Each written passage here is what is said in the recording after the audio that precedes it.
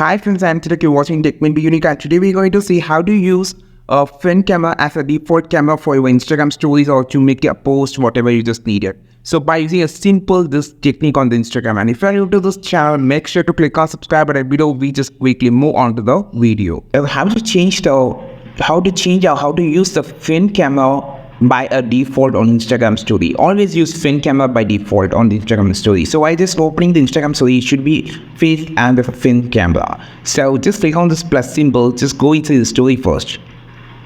Click on the camera section. Now click on the setting option on the top and you will find option called controls, and here the option called always shot on the front camera. Just enable this option and click on the done option. So after this, if you just close and open the story again, it will be open on the front camera. It will not show on the back camera. So this is how you just change the control of the setting on the Instagram story inside the setting. I think this video helped you a lot. Like this video, share this video, subscribe to this channel. If you're having any doubts about Instagram, you just comment below. Just make a video quick and detailed video about it. And we will meet on next video with the super valuable content. This is Tilak signing off from Tech May Be Unique. Have a wonderful day.